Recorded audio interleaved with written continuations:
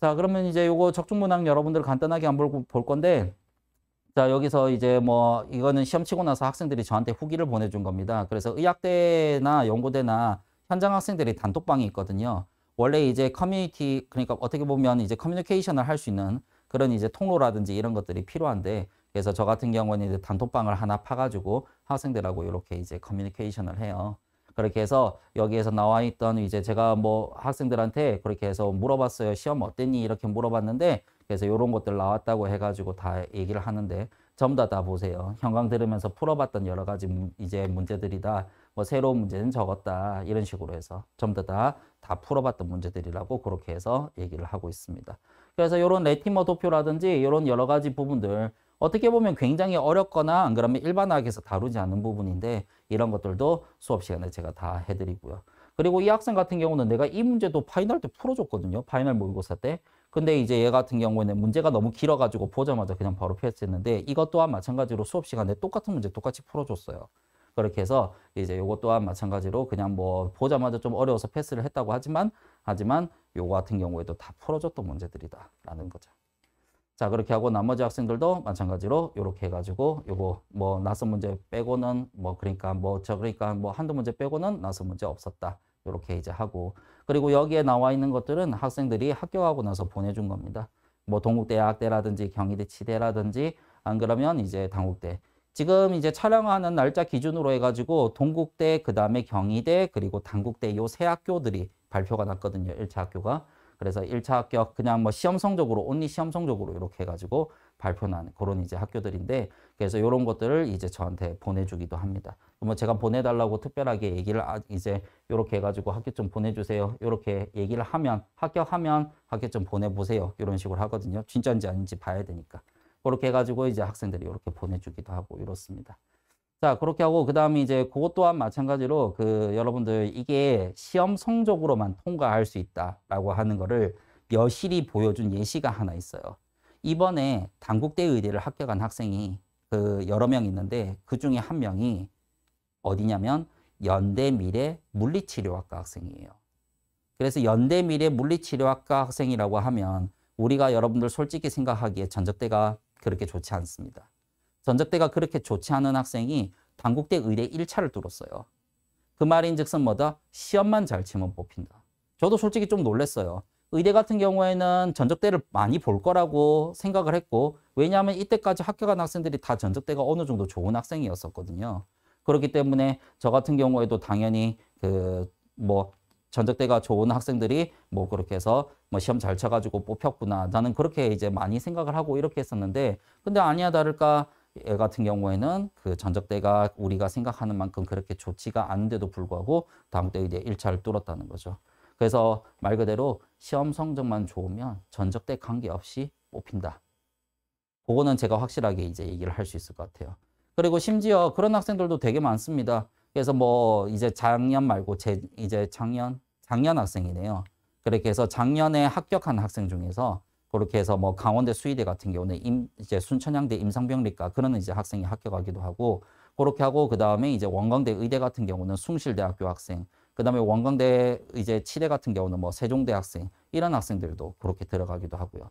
뭐 원광대는 뭐 어떻게 보면 뭐 시험 성적으로 이렇게 이제 하는 학교라 가지고 그렇게 해서 뭐 특별하게 뭐 전적대라든지 이런 것들을 이제 좀 많이 안 본다라고 얘기를 하지만 그렇지만 이제 나머지 대학이라든지 뭐 특히나 한의대라든지 이런 이제 학생들 뭐 내가 얘기를 쭉 들어보면 뭐 간호대 지방대 간호대 다니는 학생들도 이렇게 이제 합격을 하기도 하고 그렇게 해서 이제 합격 수기 남겨준 여러 가지 부분들을 이렇게 보면서 아 전적대와 크게 관계없이 이렇게 많이 합격을 하는 이제 형태들을 내가 굉장히 많이 봤습니다. 물론 이제 여러분들 생각해 보면 전적대가 좋은 학생들이 많이 합격을 하긴 해요. 근데 그 전적대가 좋은 학생들이 열심히 해가지고 합격을 하고 그런 부분들도 분명히 있는데 근데 전적대가 좀 안 좋다고 해가지고 뭐 합격을 못한다. 그건 아닌 걸로 제가 확실하게 이번에 또 한 번 더 느꼈거든요. 그래서 여러분들 제가 얘기했던 것처럼 시험 점수만 좋으면 충분히 1차 뚫을 수 있다. 그렇게 하고 그 다음에 2차 때 면접까지 잘 보면 충분히 다 가능한 얘기이기 때문에 그래서 여러분들 전적대 너무 낮다고 해가지고 그렇게 너무 움츠러들고 하실 필요 없습니다.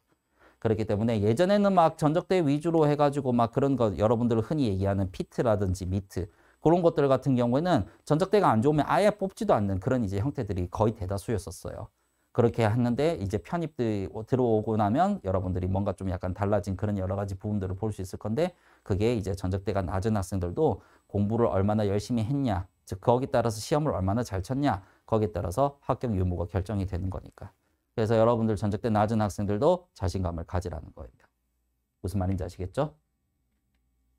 자, 그리고 여기에도 동국대라든지 당국대, 치대. 그래서 한 학생이 뭐 여러 개 이제 합격한 그런 케이스들이 굉장히 많습니다. 뭐 당연히 공부를 열심히 했기 때문에 가서 뭐 시험 잘 쳐가지고 그렇게 해가지고 여러 개 합격하고 그 다음에 이제 경희대, 당국대, 동국대인데 이거 세 개 다 붙은 애들도 있어요.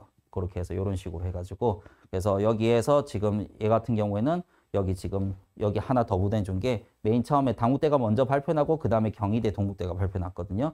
그래서 동국대 이제 당국대까지 해가지고 같이 해서 합격증을 다 보내준 학생입니다. 그래서 여기도 마찬가지로 합격했다 이런 식으로 해가지고 다 얘기를 해주고 있습니다. 그래서 의대 합격한 학생들도 있고요. 그 다음에 치대가 이번에 많이 뽑아가지고 치대 합격생들이 많습니다. 그렇게 하고 약대 붙은 합격생들도 많고. 그렇게 하고 그 다음에 이제 이 이후로 또 이제 그 계속 예정이 되어 있거든요. 이제 뭐 약대나 치대나 그 다음에 나머지 의대들 그렇게 해서 거기에서 나오는 이제 합격생들도 굉장히 많을 거라고 생각을 해요. 그래서 물론 이제 이 학생들도 열심히 해서 마지막에 면접도 잘 보고 최종까지 가야 되겠지만 그래서 그만큼 일단 1차적으로 시험을 잘 봐가지고 합격한 학생들이 굉장히 많다라는 거. 그걸 여러분들한테 보여드리고 싶었습니다. 이거 왜 이렇게 많냐? 그러고 보니까. 조금만 넣으라고 하니까. 자, 일단은 뭐, 일단 이렇게 해가지고 요 정도까지, 이거 또 너무 많네. 자, 일단 그냥 넘길게요. 자, 그렇게 하고, 그 다음에 이제 당국대 적중 문항 공개해서 나와 있습니다. 자, 요거 보시면 얘가 뭐, 이거 우리 수업 시간에 항상 푸는 거거든요. 그렇게 해가지고 얘 같은 경우는 C3H4 이런 식으로 해가지고 그렇게 해서 여기 나와 있는 여러 가지 부분들. 그래서 뭐, 이거, 뭐 이성결체라든지 이런 것들. 그래서 뭐 수업 시간에 이런 부분들 전체적으로 다 열심히 하거든요. 그래서 그거에 따른 이제 여러 가지 물성이라든지 안 그러면 거기에 따른 이제 여러 가지 설명들 이런 것들이 이제 맞는 거 아닌가 이런 것들 찾는 거 얘기를 하고 있습니다. 자, 그렇게 하고 그다음에 이제 여기 나와 있는 것들 같은 경우에는 이제 뭐 헥스핀 양자수. 자, 솔직히 헥스핀 양자수는 우리 그 저기 일반화학 책이라든지 유기화학 책에 아예 소개가 안 돼요. 분광학, 즉 뭡니까? 전공 책에 소개되는 부분이거든요. 근데 헥스핀 양자수도 수업 시간에 가르쳐 드립니다. 근데 이게 헥스핀 양자수가 뭔지 모르면 이거 아예 풀지도 못하는 문제. 근데 항상 나는 수업 시간에 이런 부분들을 다 가르쳐 드려요. 그렇게 해서 여기에서 이런 것들이 있어가지고 이거 토대로 얘가 뭐다? 이런 식으로 해가지고 이런 것들 얘기를 하거든요. 그리고 여기 보세요. 굉장히 이제 그 비슷한 문제죠. 요거는 탄소 기준으로 헥스핀 양자수를 물어봤고 그 다음에 이제 여기는 수소 기준으로 헥스핀 양자수를 물어봤는데 그래서 이런 부분들 다 수업 시간에 해드리기 때문에 이런 어려운 문제들도 다 맞출 수 있는 거죠. 그렇기 때문에 이제 이런 문제들 때문에 우리가 전공으로 공부를 하는 거다. 이렇게 생각을 하시면 되겠습니다. 자, 요거 같은 경우는 수업 시간에 했던 문제랑 똑같죠. 완벽하게. 맞죠? 수업 시간에 그냥 일반적으로 다루는 문제입니다.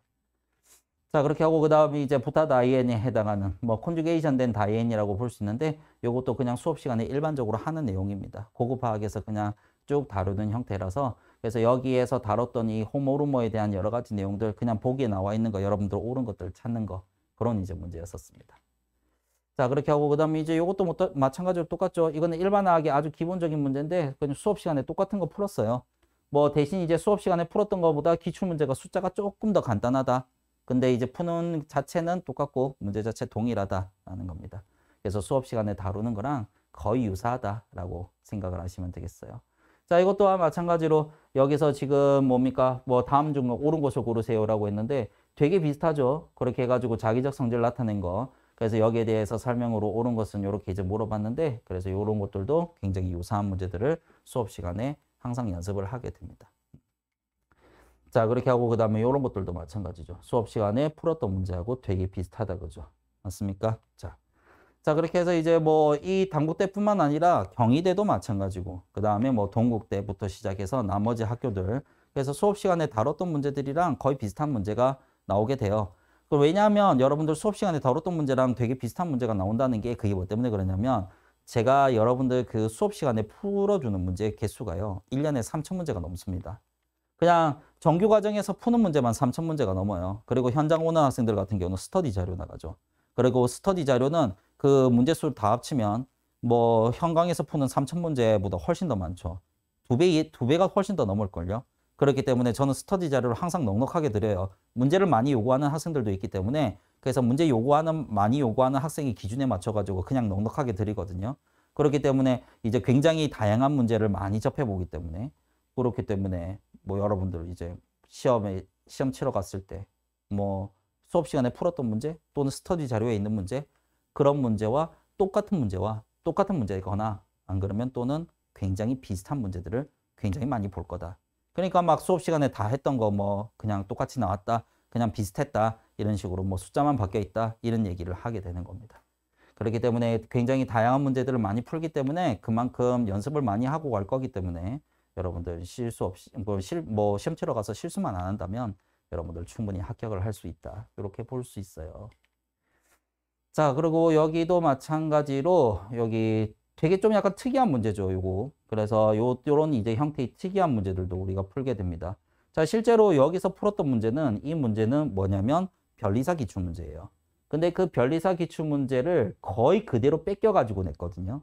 실질적으로 얘도 마찬가지로 누구였냐면 나트륨에 관한 설명이었습니다. 문제에는 나와 있지 않지만 얘는 나트륨에 관한 이제 문제를 분석해서 나트륨에 관한 설명이다 라고 하는 것을 우리가 알아낼 수 있고 거기에 따라 가지고 문제를 풀었는데 이것 또한 마찬가지로 똑같이 그러니까 거의 뭐 이런 것들 어떻게 보면 살짝 변형을 시키긴 했는데 그런데 이것들도 마찬가지로 이렇게 문제를 충분히 풀어낼 수 있죠. 그래서 이것도 수업 시간에 굉장히 비슷한 문제를 풀어봤기 때문에 이런 어떻게 보면 아주 새로운 형태의 유형도 뭐 우리가 충분히 막힘없이 풀 수가 있다. 이렇게 생각을 할 수가 있습니다. 자, 그렇게 해가지고 단국대 문제는 뭐 그냥 일부분만 이렇게 이제 간단하게 보도록 하죠. 자, 우리가 뒤에 설명해야 될 것도 많으니까요.